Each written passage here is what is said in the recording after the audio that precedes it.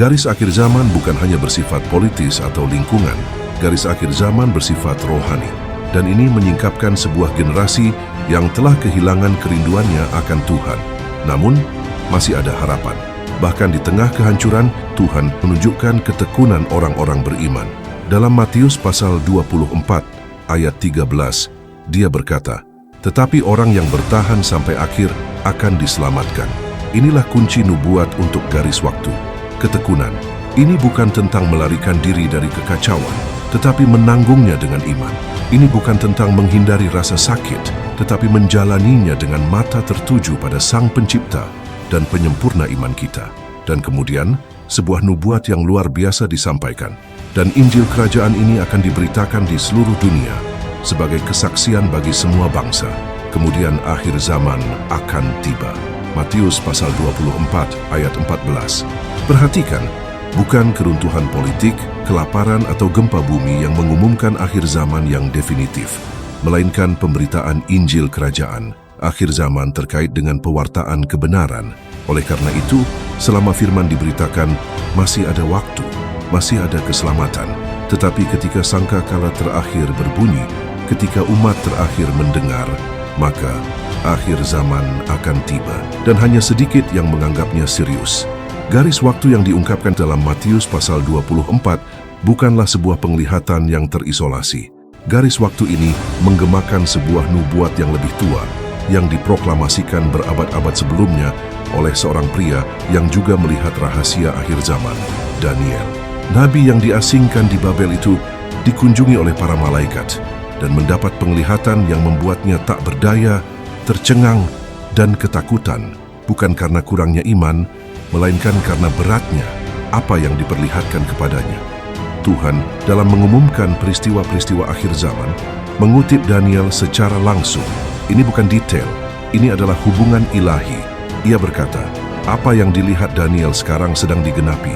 Dalam Matius pasal 24 ayat 15 menyatakan, ketika kamu melihat kekejian yang membinasakan yang dibicarakan oleh Nabi Daniel berdiri di tempat kudus, biarlah pembaca mengerti. Di sini dia memanggil orang-orang untuk berjaga-jaga secara profetik. Apakah kekejian yang membinasakan itu adalah sosok atau tindakan profan yang menempati tempat yang hanya milik Tuhan. Dalam Daniel pasal 9 ayat 27 tertulis, dan ia akan meneguhkan perjanjian dengan banyak orang selama 1 minggu, dan pada pertengahan minggu itu ia akan menghentikan korban sembelihan dan korban sajian, dan di atas sayap kekejian akan datang dia yang membinasakan. Ini menunjuk pada saat ketika seorang penguasa duniawi akan mengangkat dirinya sebagai otoritas tertinggi, melanggar perjanjian dengan Tuhan, dan menajiskan apa yang kudus. Rasul Paulus sendiri kemudian menegaskan hal ini dalam 2 Tesalonika pasal 2 ayat 4. Ia yang meninggikan diri di atas segala yang disebut atau yang disembah sebagai Tuhan, bahkan duduk di bait Tuhan dan menyatakan diri sebagai Tuhan. Kita berbicara tentang manusia berdosa antikristus, dan ia sudah bekerja dalam roh di dunia, mempersiapkan jalan bagi manifestasinya. Garis waktu Tuhan berkaitan dengan pewahyuan antikristus, dan pertanyaan profetik ini bergema. Jika dunia sudah dibentuk untuk menerimanya, siapakah yang siap untuk menolak? Tuhan juga menyebutkan sebuah kesengsaraan besar.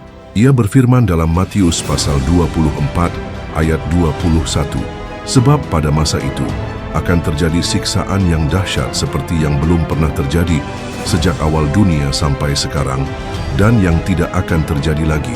Ini bukan kiasan, ini sebuah peringatan, sebuah penderitaan yang belum pernah terjadi sebelumnya, di mana umat manusia akan diuji dalam segala aspek, rohani, moral, fisik, dan emosional. Dan masa kesengsaraan ini selaras dengan apa yang Daniel lihat ketika ia menulis dalam pasal 12 ayat 1. Pada waktu itu juga akan muncul Mikael, pemimpin besar itu, yang akan mendampingi anak-anak bangsamu. Dan akan ada suatu masa kesesakan yang besar, seperti yang belum pernah terjadi sejak ada bangsa-bangsa sampai pada waktu itu. Perhatikan bagaimana perkataan Tuhan dan Daniel saling beririsan. Yang membedakan era kenabian bukanlah waktu, melainkan wahyu. Yang satu berbicara tentang apa yang akan datang, yang lain menegaskan bahwa waktunya telah tiba. Dan di tengah kesengsaraan ini, Umat beriman akan dipanggil untuk melawan lebih dari sebelumnya. Mereka yang memelihara firman, yang berdiri teguh di dalam Kristus, akan memiliki nama mereka tertulis di dalam kitab kehidupan, seperti yang dikatakan Daniel di ayat yang sama. Tetapi pada waktu itu umatmu akan diselamatkan, yaitu setiap orang yang ditemukan namanya tertulis di dalam kitab itu. Lalu kita memasuki Wahyu Yohanes dalam kitab Wahyu, kitab terakhir dalam Alkitab, yang ditulis atas perintah ilahi saat Yohanes diasingkan di Pulau Patmos, merupakan penggenapan garis waktu yang dimulai Tuhan dalam Matius pasal 24. Dalam pasal 6, meterai-meterai dibuka dan setiap meterai menyingkapkan tahap penghakiman baru atas bumi. Peperangan, kelaparan, kematian, penganiayaan terhadap orang-orang kudus, dan akhirnya goncangan dahsyat di langit. Setiap meterai bagaikan gema dari perkataan Tuhan di Bukit Zaitun. Namun ada momen krusial ketika meterai ke-6 dibuka. Wahyu pasal 6 ayat 12 mengatakan, "Maka aku melihat ketika anak domba itu membuka meterai yang ke-6, sesungguhnya terjadilah gempa bumi yang dahsyat, dan matahari menjadi hitam seperti kain kabung dari rambut, dan bulan menjadi merah seperti darah." Penghakiman Tuhan mulai terungkap di langit. Penghakiman itu bukan lagi simbolis. Penghakiman itu bersifat kosmik. Dan di ayat 17, muncul pertanyaan yang bergema sepanjang kekekalan. Sebab telah tiba hari besar murkanya, dan siapakah yang dapat bertahan? Poin ini penting, karena menunjukkan bahwa seiring berjalannya garis waktu akhir, surga pun terlibat. Dunia fisik, spiritual, dan surgawi bertemu. Pemberontakan manusia, perlawanan orang-orang kudus, ketetapan Tuhan, semuanya bergerak seperti roda gigi penghakiman terakhir. Dan dalam Lukas pasal 21 ayat 25 berkata, "Dan akan ada tanda-tanda pada matahari dan bulan dan bintang-bintang, dan di bumi bangsa-bangsa akan takut dan bingung menghadapi deru laut dan geloranya. Bumi mengerang, langit mengumumkan waktu semakin singkat." Namun, tak seorang pun menganggapnya serius. Tuhan tidak hanya menyingkapkan tanda-tanda lahiriah akhir zaman. Ia memperingatkan dengan rasa sakit dan kebenaran tentang kondisi internal gerejanya sendiri di akhir zaman. Karena bahaya terbesar tidak akan datang dari dunia luar, melainkan dari kerusakan yang akan muncul dari dalam. Garis waktu nubuatan harus melewati saringan rumah Tuhan sebelum ia datang untuk menghakimi bangsa-bangsa. Penghakiman dimulai di mezbah. Sebagaimana dikatakan Rasul Petrus dalam 1 Petrus pasal 4 ayat 17, "Karena sekarang telah tiba saatnya penghakiman dimulai, dan pada rumah Tuhan yang pertama-tama akan dimulai. Dan jika penghakiman itu dimulai pada kita, bagaimanakah kesudahan mereka yang tidak taat kepada Injil Tuhan?"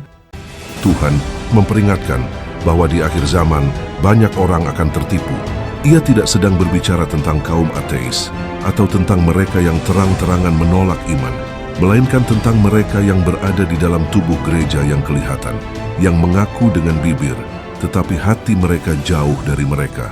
Dalam Matius pasal 24 ayat 11 ia berkata, "Banyak nabi palsu akan muncul dan menyesatkan banyak orang." Catatan, akhir zaman bukanlah kekurangan pengkhotbah, melainkan banyaknya suara tanpa pengurapan, doktrin tanpa salib, dan pesan tanpa pertobatan. Kita hidup di masa ketika banyak orang mencari pengalaman, tetapi menolak kekudusan. Mereka menginginkan kata-kata penghiburan tetapi tak tahan dengan kata-kata konfrontasi. Dan inilah tepatnya yang Paulus nyatakan kepada Timotius dalam 2 Timotius pasal 4 ayat 3. "Karena akan datang waktunya, orang tidak dapat lagi menerima ajaran sehat, tetapi mereka akan mengumpulkan guru-guru menurut keinginannya dan memuaskan keinginan telinganya." Masa ini bukanlah masa depan. Masa ini telah tiba. Orang banyak mencari pesan yang meneguhkan keinginan mereka, bukan yang mengubah cara hidup mereka. Tuhan menyampaikan sebuah perumpamaan yang dahsyat yang menyingkapkan keadaan gereja di saat-saat terakhir sebelum kedatangannya kembali. Perumpamaan tentang 10 gadis. Dalam Matius pasal 25 ayat 1-13, ia menggambarkan 10 gadis yang menantikan mempelai laki-laki. Mereka semua memiliki pelita. Mereka semua berpakaian untuk pertemuan itu. Namun, hanya 5 yang memiliki minyak. Gadis-gadis lainnya tampak tetapi tidak memiliki hakikat. Ketika mempelai laki-laki tiba, pelita gadis-gadis yang bodoh itu dipadamkan dan pintu ditutup. Ini bukan sekadar kisah.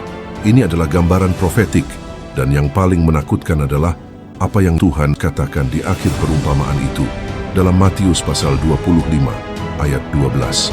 Sesungguhnya aku berkata kepadamu, aku tidak mengenal kamu. Lihat, masalahnya bukanlah kurangnya agama atau harapan. Masalahnya adalah kurangnya hubungan. Para perempuan bodoh itu tidak memiliki minyak, simbol kehadiran Roh Kudus. Ini menunjukkan bahwa di akhir zaman akan ada gereja yang mengaku, bernyanyi, dan merayakan, tetapi kosong di dalamnya. Dan sang mempelai pria tidak akan mengenali mereka yang tidak berjalan bersamanya dalam keintiman. Dan ini membawa kita kepada surat kepada jemaat di Laodikia, surat terakhir dari 7 surat dalam Wahyu.